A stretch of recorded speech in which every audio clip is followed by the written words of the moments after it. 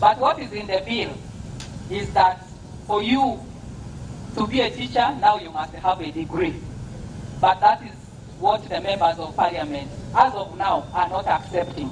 World Teachers Day was celebrated on 5th of October 2024 under the theme valuing teachers' voices towards a new social contract for education in Arua City. However, few teachers showed up for the celebrations at OPM grounds due to a number of factors. Farish Majid, Oracle Benson Pastore, West Nile TV, Nilecast. More in our stories. Nebi Resident District Commissioner Robert Abak has warned the general public against using porous border points with the Democratic Republic of Congo. Alfred Jawok reports. Nebi Resident District Commissioner Robert Abak has warned the public against using a porous border with the DR Congo. Mr. Abak noted that the pre-existing border conditions and challenges affecting the fight against crime along border points in Nebi District. He was speaking over the weekend during the burial of Rose Chunya in Nyaravurang Town Council. He added that balancing security with humanitarian concerns all the public. What you have shown here is a clear manifestation that the late was a God-fearing person. So when we come to celebrate a life well lived. So we are sending off a mentor, an educationist, a God-fearing person, a preacher, a prayerful person. Abak further revealed that while using the porous borders, 2 Ugandans from Nebi District have been arrested in DR Congo and taken to Bunya. He said smugglers are embodying threats and exploitation in Nebi District. This is of entering to Congo because you hear there is gold. Please don't go. And if you hear clear something to do, enter Congo through the gazetted border post. In that way we can trace you and syndicate you. The 2 Ugandans who were arrested last week are yet to be identified, are from Erusi and the sub-county respectively. Nebi District borders DR Congo in 3 sub-counties, posing risk to some residents living in the areas. This highlights the complexities surrounding porous borders and the need for balanced solutions. Alfred Jawok, West Nile TV, Nilecast. More in our stories this evening. Different representatives of the different minority ethnic groups, together with the other stakeholders, such as cultural leaders, district and city leaders, among others, gathered for a dialogue demanding for equal opportunities under the umbrella of the Equal Opportunities Commission. Benson Pastore reports. Because of the overwhelming grievances some of the minority ethnic groups in Western region such as Lendu, Kebo, Gimara, Nubi among others continues to encounter, different representatives of different minority ethnic groups together with other stakeholders such as cultural leaders, district and city leaders, special interest groups, among others, gathered for a dialogue demanding for equal opportunities under the umbrella of Equal Opportunities Commission. Babire Petwa, Principal Education Officer, Equal Opportunities Commission, says they will now engage every stakeholder to see that their issues are taken into consideration. Now that we have done it today, we commit to take up the upper hand to push policy, laws, and influence every stakeholder where their issues belong, so that when they are planning and budgeting and allocating resources, their issues are addressed. For not any other reason, but for purposes for them to be able to participate and benefit from the development agenda. Meanwhile, some of the minority ethnic group representatives pleads for their voices to be heard in Parliament through equal representation for their issues to be addressed. If there is no representation in the Parliament, how can our voices be heard in the right way, really? Therefore, I call upon you members, the time has come, let's rise up.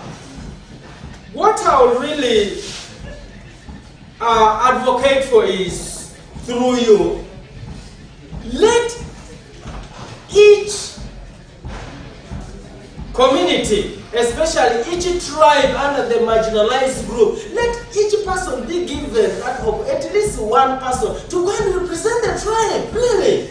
That's our plea. Because if that is not done, our people are not going to have the justice, our people are not going to have the equal rights we are advocating for. We need the equal representation in parliament, especially if not for Cabo, maybe jointly the indigenous minority group have at least a representation in parliament.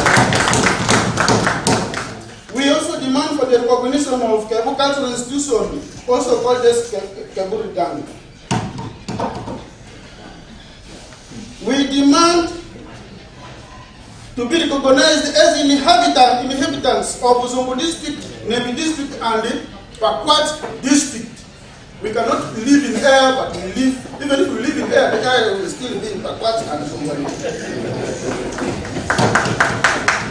We also demand for equal distribution of government support, including programs which should also be directed to be given to MIGs. Honorable Wadisa Munyakwa, Mayor Arua City urges the minority ethnic groups to educate their children and impress household income, which will help to overcome some of their grievances. Education is light. Education exposes you or your children to the external world. You have opportunity to have linkages and networking at a wider horizon. If you educate your children, you get properly rooted. Because those children who are educated will have opportunity to work with government, they will have opportunity to work with the NGO, education, household income. This is what the president is fighting, to lift the 39% of Uganda who are still in abject poverty out. So, you do something, get some money. It may not be so big, but however little that is yours. Now, if you have money, sending children to school will be easy. If you have money, attending to your health issues will be easy. Caron Lili Oganda, Chairman West Nile Indigenous Minority Group, urges Equal Opportunities Commission to take into consideration all the issues that have been raised. It is not only one cultural group that has mentioned it, all of them have mentioned the issue of marginalization, and I ask you, Equal Opportunity, to take this very seriously. Suppression by the majority tribes is a very big issue. There was animal that came to destroy, even it killed the people in Obomi. And they were saying, what person? I think 2 people were killed, 2 or 3 people were killed. And I think it was a hippo. Yes, a hippo. And they said, unless 10 people are killed, they will not take any action. You see that means they value animals more than what? Human beings. Equal Opportunities Commission is a body established by an act of parliament to eliminate discrimination and inequalities against any individual or as group of persons. Oraku Benson Pastore, West Nile Television Nilecast. More in our stories. Over 200 students from the secondary schools in Maracha district were passed out after being selected and vetted to undergo patriotism training on the 5th of October 2024. Osuta Yusuf reports. The joint pass-out of the students on Saturday, 5th of October 2024 was done after they went through 1-week rigorous training conducted by Patriotism Club and the Uganda Police Force. The head teacher for Marasa Domestic Secondary School, Mr. Maguleto, challenged the students, government officials and the general public to abide by the norms and values of patriotism in order for us to achieve the Uganda we want. Unless we commit ourselves to take this very seriously, we shall lag behind. Unless we all accept to carry the mantle in order to achieve this, Uganda will lag behind. It is on this basis that, as Marasa Domestic, we feel that these values must be taken as a matter of importance, so that whatever we do at school level, at district level, aims at achieving national unity, peace and development. District Police Commander for Marsa District, SP Joshua Kananura, who spearheaded the training, acknowledged there were some few weaknesses with the trainees, but in days to come, they will be perfect. I must sincerely thank the participants of this afternoon that it has been well. It has been well with few mistakes which can be corrected given time. And we pray by independence celebration we shall be better and we will exhibit better parade, better attribute of patriotism, and there we shall be good to go for the safety of our country. Based on the patriotism training around Uganda, which in most cases is offered mainly using Kiswahili language, henceforth greatly affecting those who don't know the language, the Oleba Seed Secondary School head teacher Mr. Oka Romano, who also doubles as the chairperson for Association of Secondary Schools Head Teachers Union in Marsa District, appealed to the government to recruit Kiswahili language teachers so that most pupils and students who are selected for the patriotism program do not lag behind because of language barrier. Guest of honor, the DPC was saying there were a few errors. I want to say these errors are attributed to Kiswahili. But at DPC and your team, most of ours, not most, but all our schools don't have Kiswahili teachers. The current curriculum has it as one of the compulsory subjects. May I humbly request your office to add your voice, to have a deliberate effort to recruit Kiswahili teachers for our schools. We shall be very grateful if you can discuss this at your forum of the other DCs.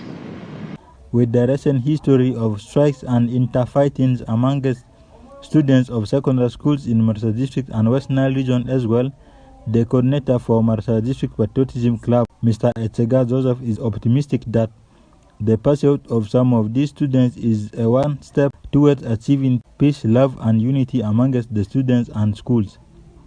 We are here fulfilling the constitutional obligation. We all know that in our constitution, we are supposed to be patriotic. That's why we are here.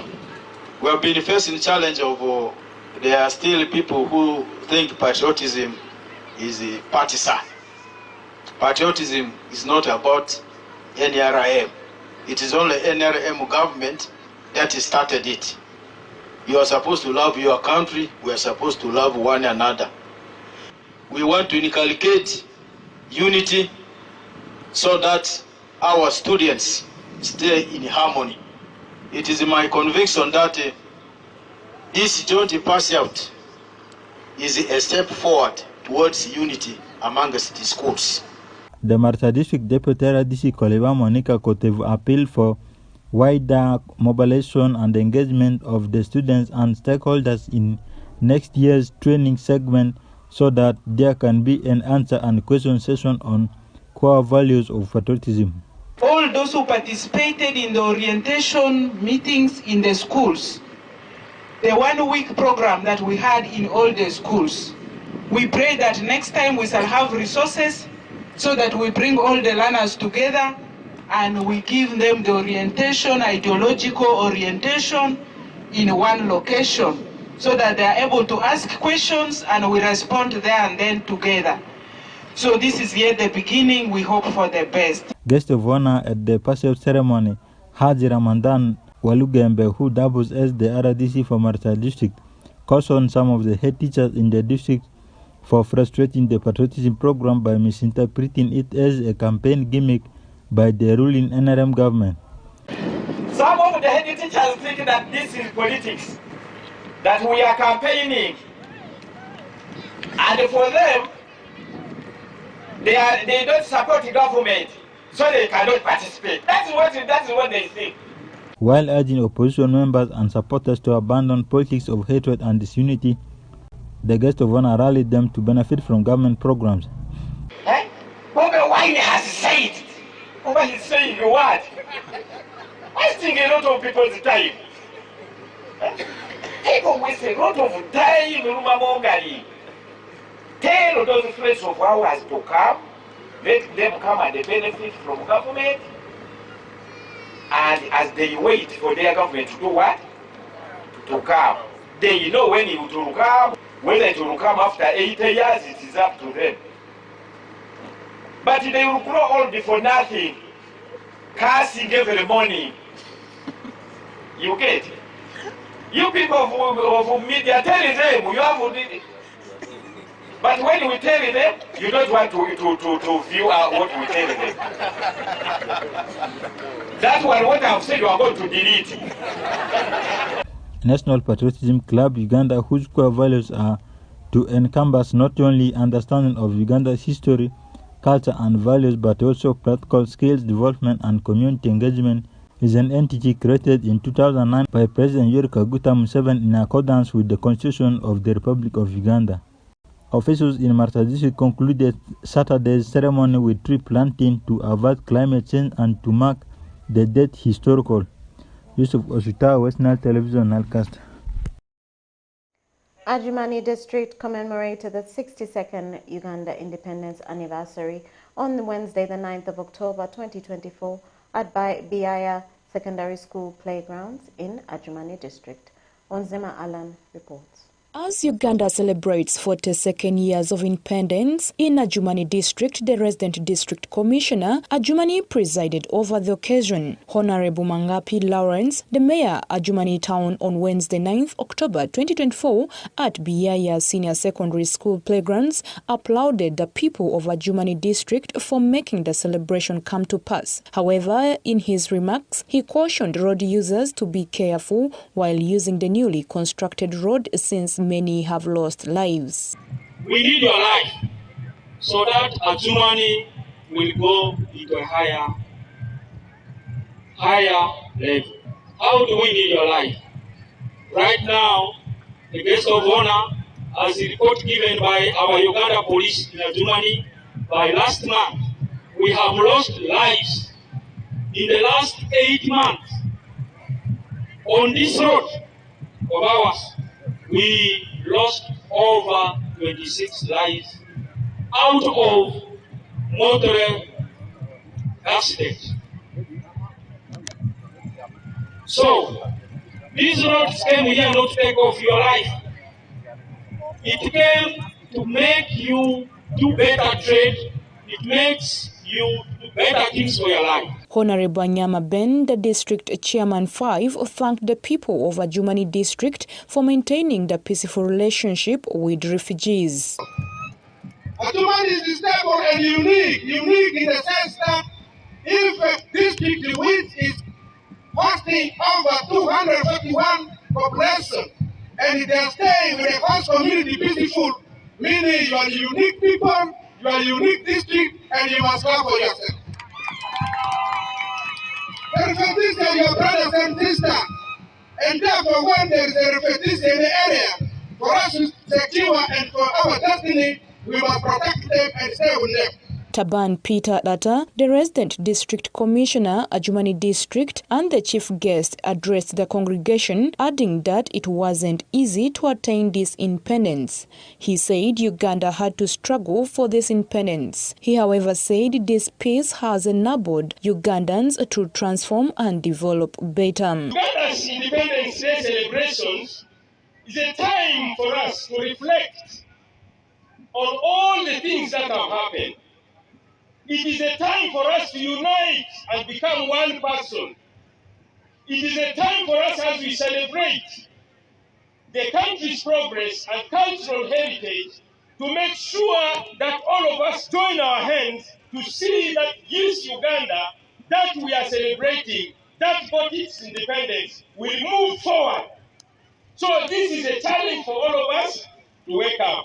This year's independence was celebrated under the theme, a recommitment to secure and fortify our nation. Onjima Alan, Masi Draru, reporting for West Nile TV, Nilecast. More in our stories this evening concerning the Independence Day celebrations. Over 2,000 guests comprising of school children, the business community and members of the public plus security came together to commemorate the Uganda's 62nd Independence Day anniversary in Ivory West Division, Arua City. take a look. Arua City today joined the rest of the country to celebrate the 62nd Independence Day at Elifura Playgrounds in Naive West, where over 1,000 guests comprising of school children, business community and members of the security plus the leaders, among others, showed up to honor the day. This year, Uganda marks 62 years upon getting independence from the British government on the 9th of October 1962. At the celebration, most leaders from Aivu Division demanded for further disintegration of the division because of its huge size, which they say affects service delivery to the people. Honorable Ronald Dradria, the chairperson Social Services Committee of Aivu Division, is of the view that creation of more divisions out of Aivu would greatly impact on service delivery. As a council, we have an advocate that we need to create more divisions. And we actually, as a council, have already approved that the division should have more divisions broken out of it, so that services can be taken back to the people, back to the communities. Because somebody cannot travel all the way from Muriki up to here to get a simple service where they have to incur a lot of costs. Similarly, Honorable Malo Navutia, the mayor Aivu Division, says that transformation of Arua into a city came with lots of excitement, but however, today as leaders, they encounter a number of challenges in extending services to the people due to the big size of the division. Government commanded that all the cities should start with one, rather 2 city divisions. This is the reason we only have Central Division comprising of the former Oli and Arua Hill that used to make Arua municipality. But the Aivu Division you see is a combination of former Pachulu where you are, former Atumi, former Ivuni, former Roy, former Manibe, former Dadam, and former Luko. This is a combination of 7 former sub-counties. The communities now move very long distances to get our services from here. However, His Worship Wadri Sam Nyakwa, the mayor Arua City, acknowledges that they have notified the President, His Excellency Yoweri Kaguta Museveni, about the demand for disintegration, as he expressed disappointment in those demanding for a district instead. I have already written to His Excellency the President about the issue of creating more divisions in Aivu. The other day, I got a message from PPS, the Principal Private Secretary of the President, that they have received my letter. At an appropriate time, we shall get the answers. Now, there are a group of people, Mr. RCC, who think that what the President had granted for Arua as a city is bad. They are agitating for Aivu district. That is their right. But I think they are not doing the right thing. They are not doing the right thing because this was a very comprehensively consultative process. Honorable Lematia John, the Member of Parliament, Aivu West, called for unity among the different leaders of the city while dealing with the demand of the stakeholders, as he says it's their right to make demands to the government. For an RCC, for us to develop the city, we need to have a teamwork. If we don't have the teamwork, and if this is the way we are going, this city will not develop. I want to be honest. This city will not develop. Honestly. Meanwhile, Salim Komakech, the resident city commissioner for Arua City, who was the chief guest at the function, pledged to provide security as the matter is being pursued. I only want to ask of you that while as members of security for Arua City is doing that, you will forgive us from not entering into your politics. That one we leave it for the politicians. We shall secure the environment for you to practice your politics the way you want to practice.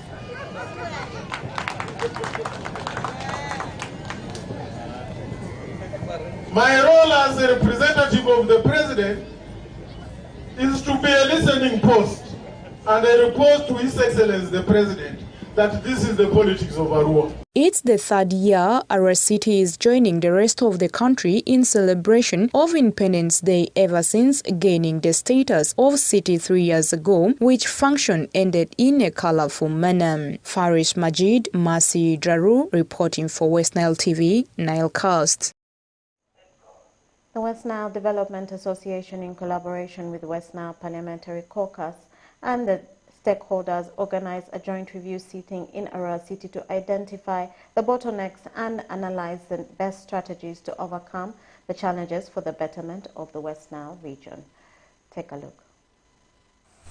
Since West Nile region is far much below in terms of socio-economic development, where currently it is ranked as the second poorest region in the country, West Nile Development Association, in collaboration with West Nile Parliamentary Caucus and other developmental partners such as Accord, VNG International, have today Thursday, 10th of October 2024, organized a joint review sitting in Arua City, identifying bottlenecks and analyzing the best strategies to overcome the challenges for the betterment of the region.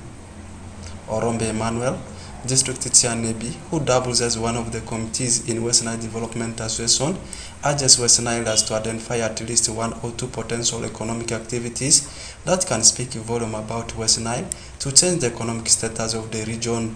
If you talk of West Nile, like Ilango, they are more into sesame and let me say oil-seed crops.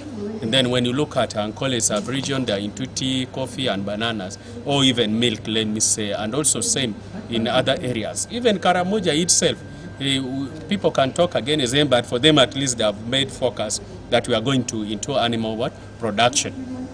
And now if you ask in West Nile, what are we known for?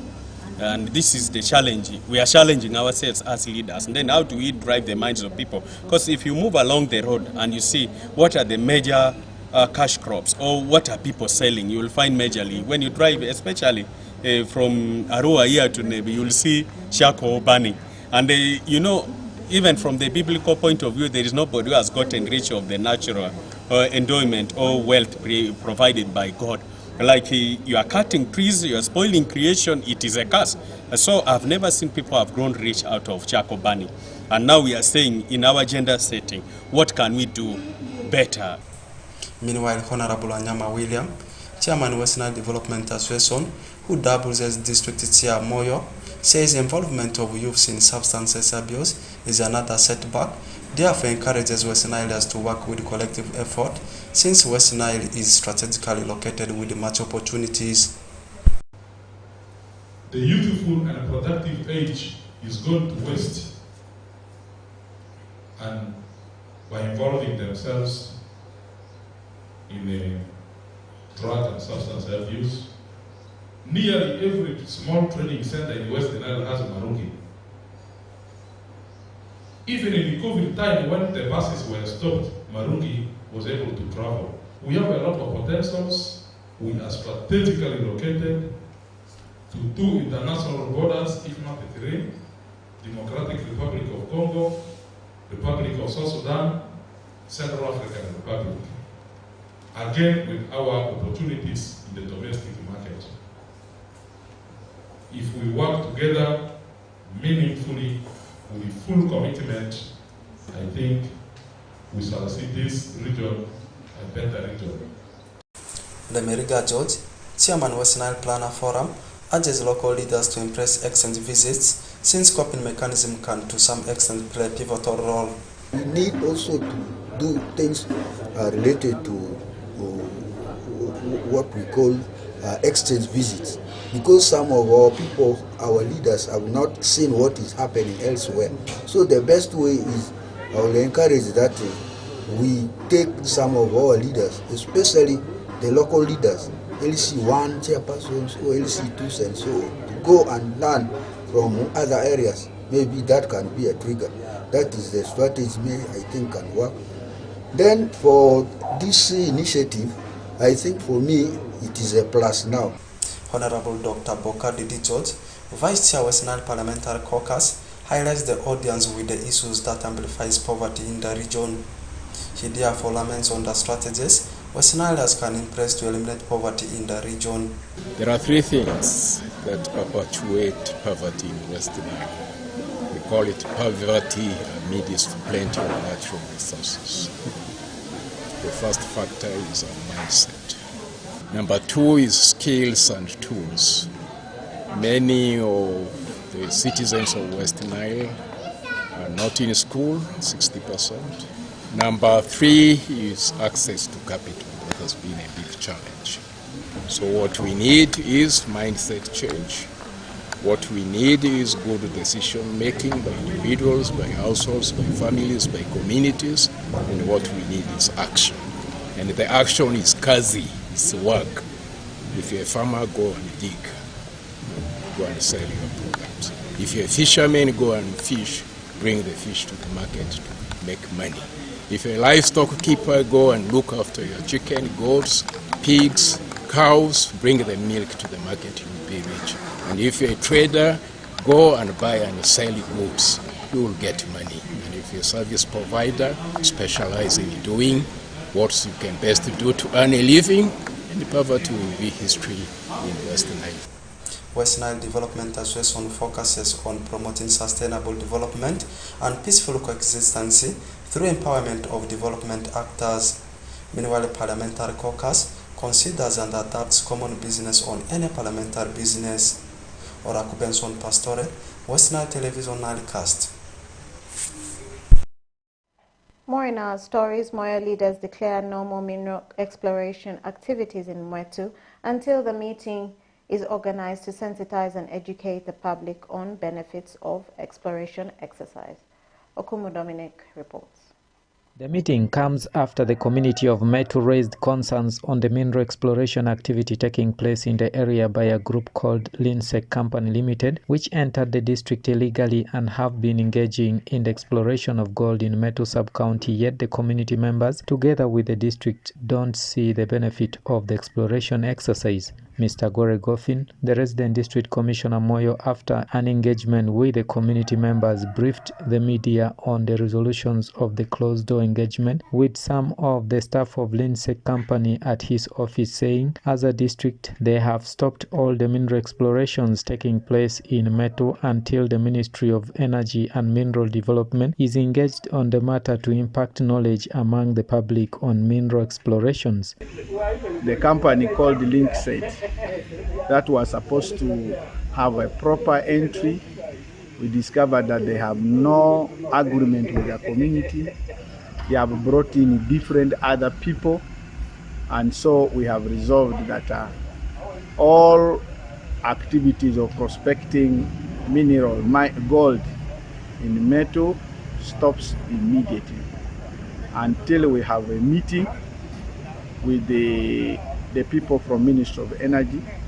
Honorable Anyama Williams, the chairman local council 5 Moyo, who first held a meeting with the locals of Metu on the matter before taking part in the closed-door meeting, said in their encounter, the locals raised numerous concerns about the operation of the company and went ahead to outline the resolutions of the meeting and their decisions as district leaders on the matter. It was also realized that behind Linsec, there are two other companies illegally operating here. One, I think, is called Roseburg, and another one is called Gorilla. All these illegal companies must stop. Two, we also came to realize these people are hiring land. They are now hiring land among themselves. They are not landlords, they don't own any land here, but they have become landlords now. So they are hiring land to another company, and yet they don't own any land. And I have evidence of this. So we, as government, we are investigating this, but also this is a illegal land transaction. It must be halted.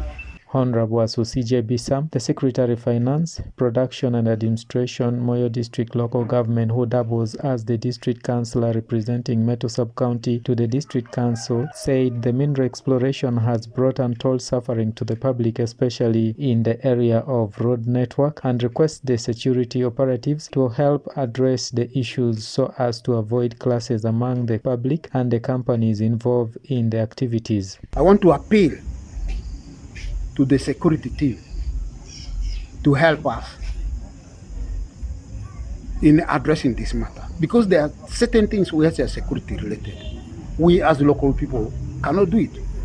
If we do it, sometimes we can be misunderstood that we took law into our hands.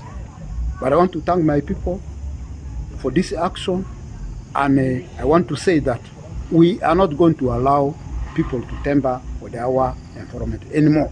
After the meeting, the district leadership, together with the community members, gathered all the staff of the company who were found on ground at Metu Sub-County headquarters for safety reasons, and the staff were told to coordinate with their leaders to transport them back to their homes as the district awaits to engage the ministry officials on the matter. Dominic Anthony Okumu, West Nile TV, Nile Cast. More in our stories, the first ever Uganda National Examination Board for new lower secondary curriculum commenced on the 11th of October 2024 with a briefing of students from various schools within Arua City and the country at large. The briefing was done for all the O-level candidates in Uganda so as to prepare them for the final paperwork set to begin on the 14th of October 2024 at the various centers. Benson Pastore reports. Senior 4 candidates and school administrators from different secondary schools in Arua City are overwhelmed with joy as the first ever Uganda National Examination Board for new lower secondary curriculum commences today, 11th of October 2024, with the briefing of the students. Whereas the last sitting of old curriculum also commenced today with the briefing. Some of the candidates have shared their happiness as the papers are officially set to commence on Monday, 14th of October 2024 in different examination centers. My name is Alex Tereka, a student of VARASS, luckily enough going to sit for the first set of the new curriculum, UNEB. Concerning the new curriculum, this has been a surprise attack, but so far so good. We are in the track. We have tried our best that we could. Projects, activity of integrations, and by the help of the school has really been really very helpful to us.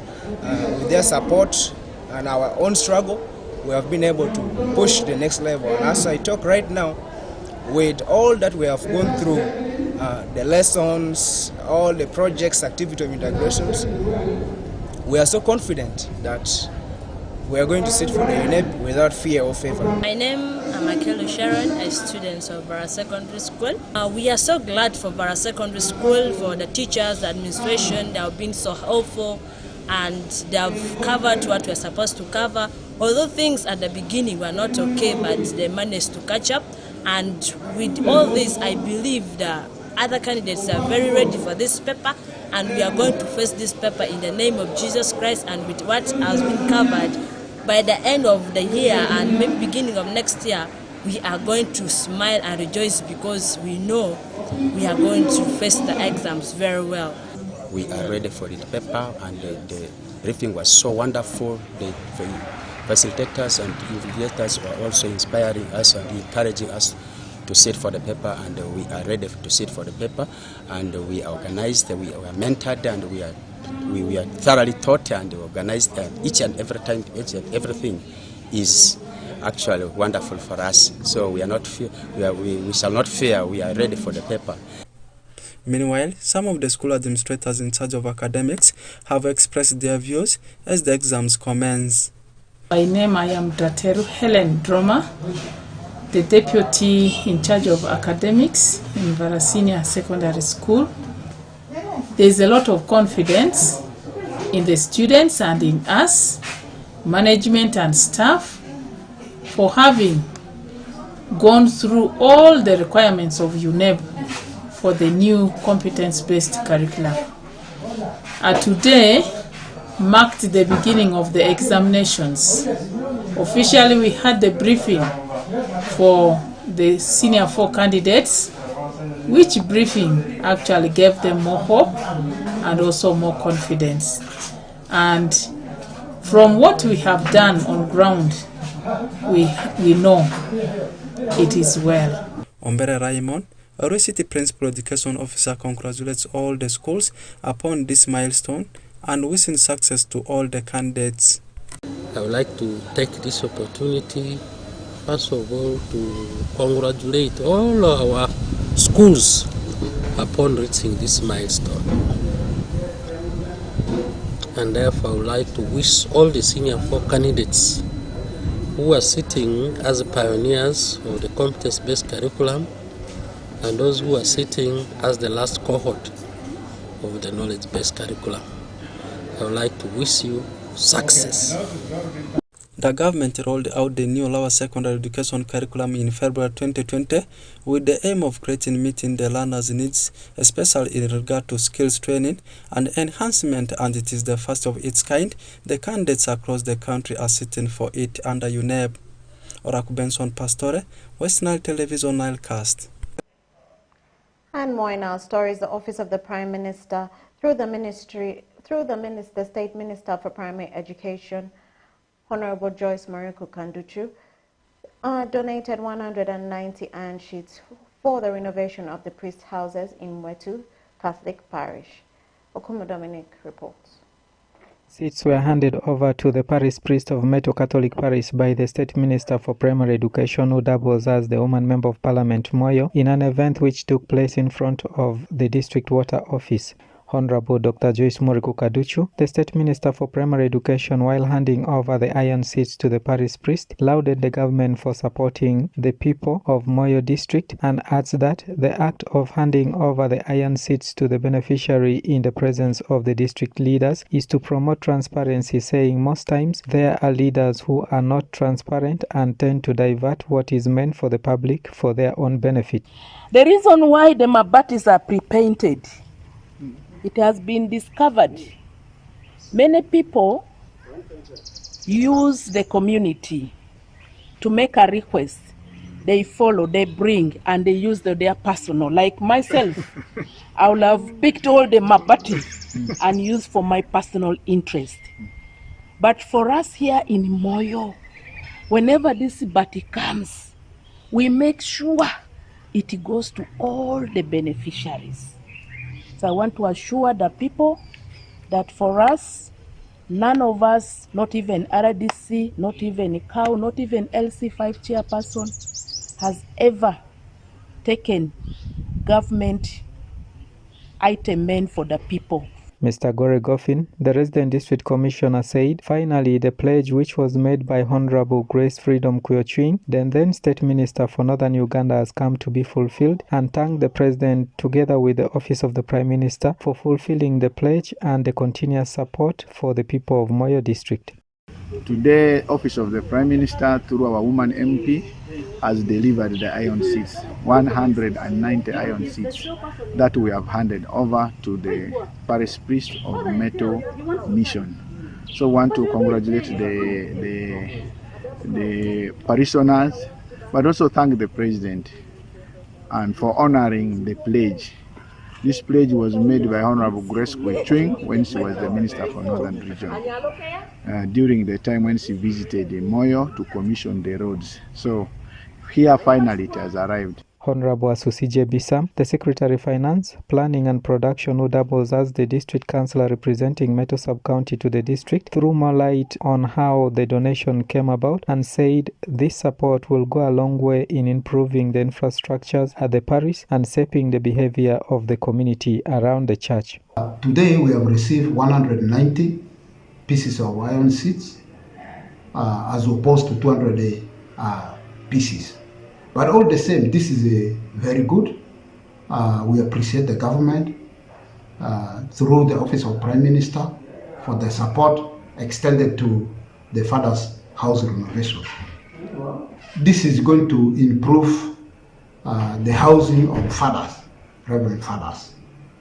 You know, our religious leaders are important in development of this country, because if they preach, their preaching normally goes shaping lives of people.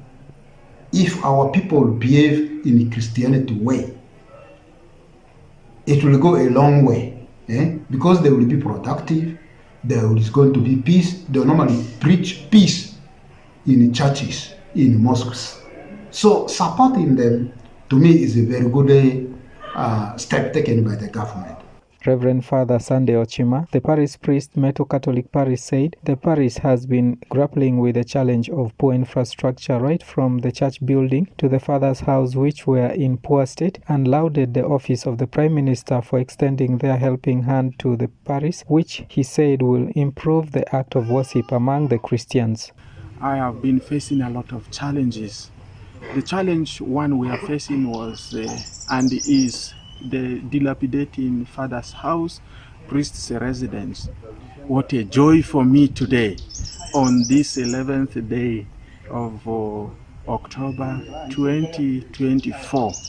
It was on 26th of April 2019 when I first applied for iron seats from the Office of Prime Minister, Disaster Preparedness, and they honored it through Honorable Moses Ali, the first Deputy Prime Minister by then.